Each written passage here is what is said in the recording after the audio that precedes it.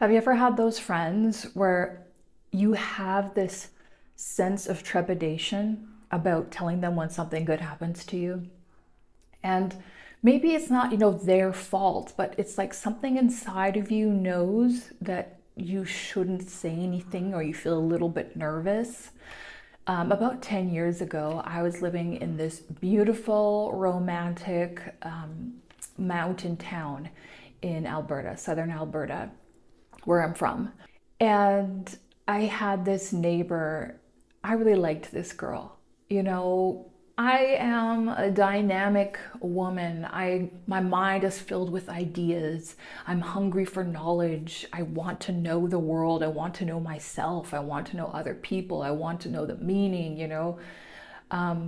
But there's just some part of me that just wishes I could be some simple, hardworking, normal girl who likes to read, romance novels and has a live, laugh, love poster on my wall and everything else. So I do tend to attract, back then, I did tend to attract these type of girls as friends, and I always really appreciated them. But there were certain things that I just instinctively knew I could not share with her. For example, at the time I was working online. I wouldn't even call it working. I was making money off of YouTube between $400 and $1,000 a day. And usually, literally what I did was lying in my bed, okay? I literally laid in bed. I slept in all day. Then I would get up and go on road trips. I would make up these things I needed to do, right? It was usually like, I need to go to this nearby town and buy this particular strange item for this recipe that I have to make. Or like I was making like these video game side quests for myself because I was so bored. And like a lifetime of working under the gun, these constant jobs, these survival jobs, it kind of does that to you. You have to know how to structure your life for something better and for business. Otherwise, your nervous system is just not set to handle it when all of a sudden it's like, hey, you don't have to work anymore. Here's like a ton of money and it's not stopping. Every day it gets bigger and you're just like, I couldn't handle it. One day we were going to take this road trip into Fernie, BC in my SUV, and we woke up and there was like a foot of snow. Like everything was covered in white, and we lived like on a hill with this like pretty big hill that led down to a major highway. Like it's pretty dangerous to drive that in the snow. Do you know what I mean? And I remember thinking, I wonder what's going to happen. And I checked my phone and she's like, I can't remember what she said, but she just basically said some little comment that insinuated that like, so when are we going? And I was like, I love Alberta girls, you know what I mean? She doesn't care. She's not scared. She trusts me, or maybe she's crazy. Like, I don't know. Anyway, that was super fun. We ended up, driving my SUV. I am an excellent driver. I drove 10 years in mountain towns on the snow, whatever, never had a problem. So we drove into Fernie that day on that crazy ass highway. But I remember looking at her and saying, one day, I'm gonna live in a beautiful hot country. I'm going to be able to just leave and go to the beach, just as simple as we are driving into Fernie today. I'm going to have beautiful fresh fruits and vegetables, all year round that aren't expensive, because we lived in a mountain town in Canada in winter. You get these little wilty, dust-covered fruits and vegetables that are very expensive, right? Compared to here in Mexico, year round, I've got like the most beautiful fresh fruits and vegetables, right? But anyway, so I told her, I'm like, and I don't want to wait till I'm retired. I'm like, I think that's a crock to have to wait until you are retired to, be able to live the life that you want. And do you know what she said to me? She turns to me and she goes, well, then you better win the lottery. Little did she know that I had been formulating my entire life. Ever since I got that first taste of internet money, it's like the shark that gets the first drop of blood in the water. You know what I mean? It's like, it just opens your eyes, it turns you on, and you're like, wait, You can make money from this. Like, this is an actual popular thing, right? Many people are so hypnotized by the TV. They start watching people like me or people on YouTube as if it's TV and entertainment. And they think about things and they don't actually take action.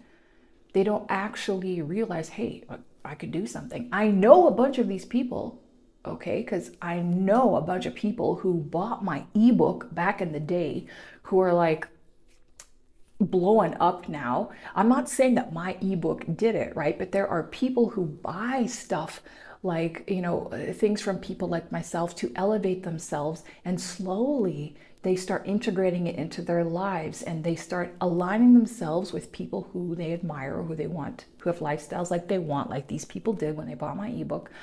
Off the top of my head, Yoga with Cassandra, Gabriel Traveler, Big Man Tyrone. Go check out their channels.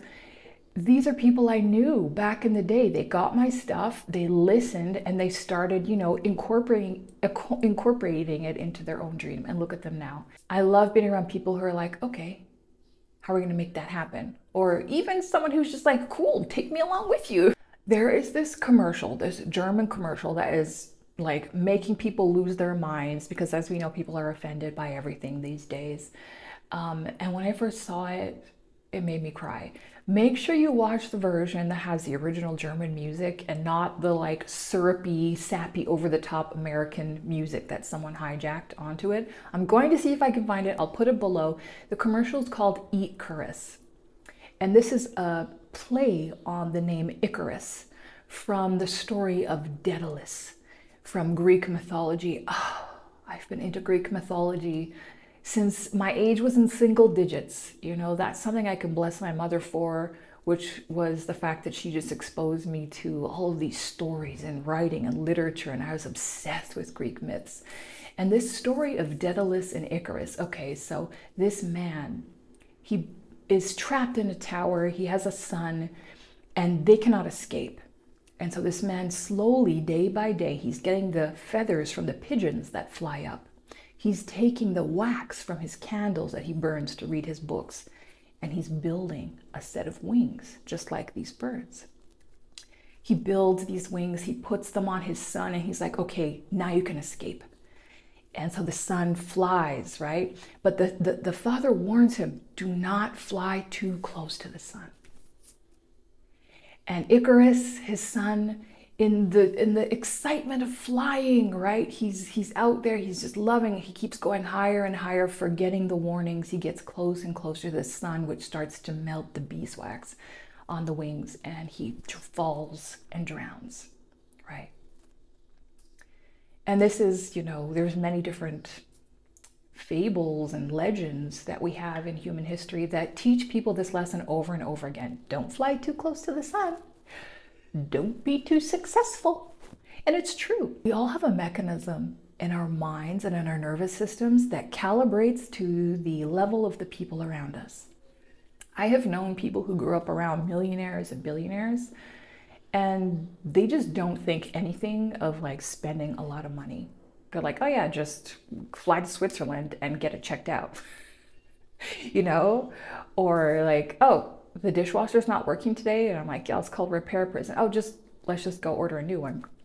Hi, can we get a new dishwasher? Yeah, that's $6,000 dishwasher. Can you send it today? Okay, thanks, click.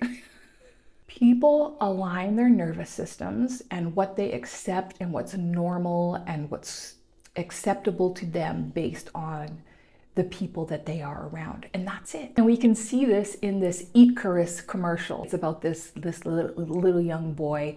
He's like morbidly obese. Everyone in his town is morbidly obese. The dog is morbidly obese. They all eat the same thing every day. And one day, this little boy sees a bird fly away.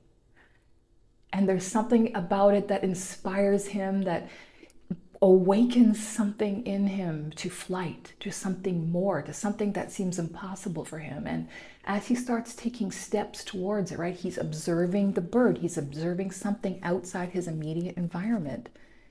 And he's starting to try the things that he's seeing the bird do, like eating berries, practicing flying, looking at the sky instead of constantly looking at the ground. And as he does these things, people ridicule him. And we see over time, he keeps his eye on the sky. He keeps his eye on the birds. And his weight goes down and he gets better at flying. And one day he finally makes flight. And then we see him, by himself in a field. And that's kind of the truth of this journey is, when you come from generational trauma, you come from people who never examined their lives. They just kind of did over and over again what they saw people around them doing. If you decide that that does not work for you morally, emotionally, spiritually, financially, physically, women in my family at my age, they look like this.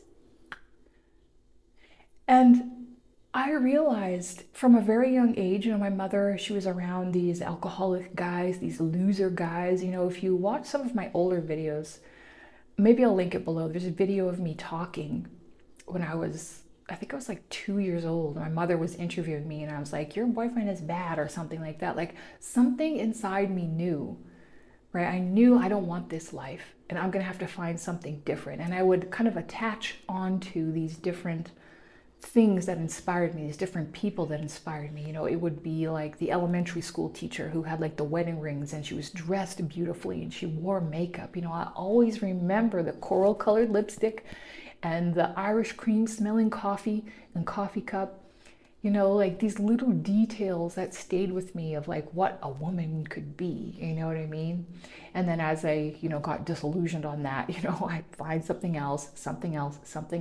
I kept my eye on the skies, right? Somebody looking at this little poor, fatherless, unattractive, young girl, imagining that she could be this like married blonde teacher, right? It might look ridiculous. Do you know what I mean? But it's like we have to find something to reach for to get us to the next level. And as we do that, we find different things to attach to and we start creating a new set point in our nervous system. Things that our nervous system feels comfortable with changes. Because if we don't change that, once we get into the space that we want, we are going to default back to where we came from. And that's what happened to me, after I found all that success on YouTube, I got burned out.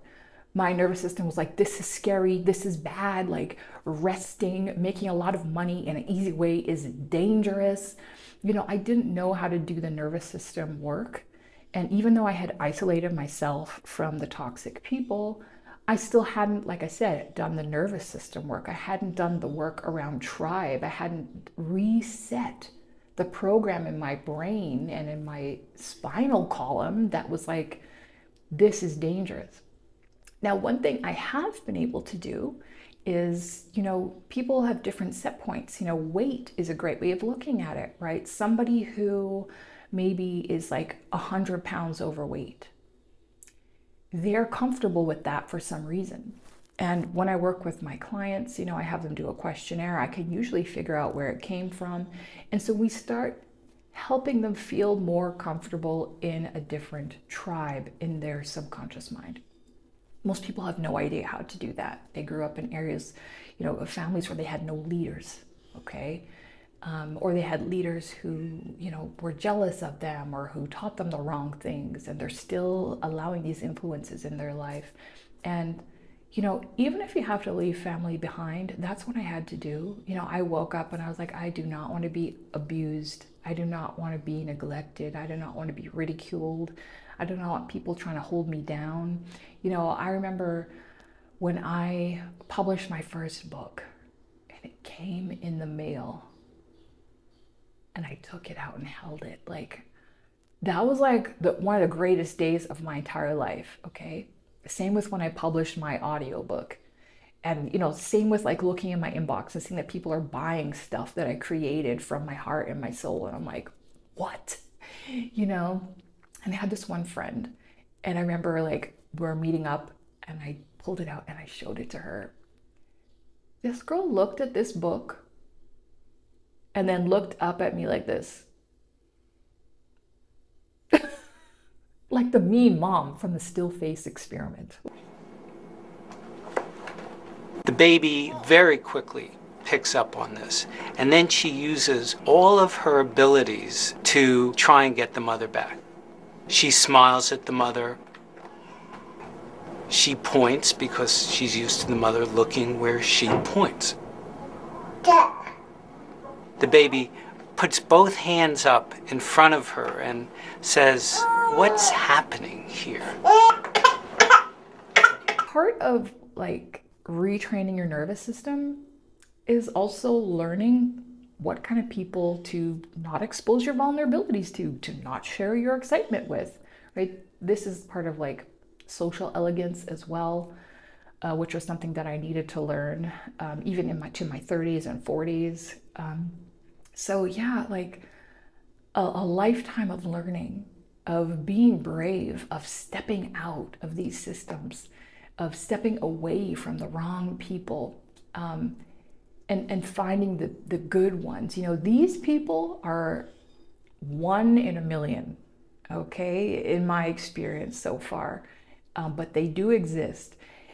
Much of human society conditions you to be like, go find your tribe. You know, I tried to do that. I was like, I'm one of the entrepreneurs. I'm with a bunch of YouTubers. I'm with this, I'm with that. And you find, okay, no, it keeps coming back to self. This is a journey you have to do on your own. You have to learn to regulate yourself. You have to learn to validate yourself. And sometimes we do that by getting help from others, by putting ourselves around people who are good at doing it. And yeah, that's what I've been able to do for people for many years here online and in my coaching practice. And I'm super grateful for it. If this is something you're currently struggling with, I definitely encourage you to stop worrying about the validation of other people, to practice calming your mind, to practice breathing, to practice validating yourself. Thanks so much for watching. Remember to hit like. It means a lot to me. Subscribe. Welcome to my new subscribers. I'd love to hear from you down in the comments. Have a great rest of your day.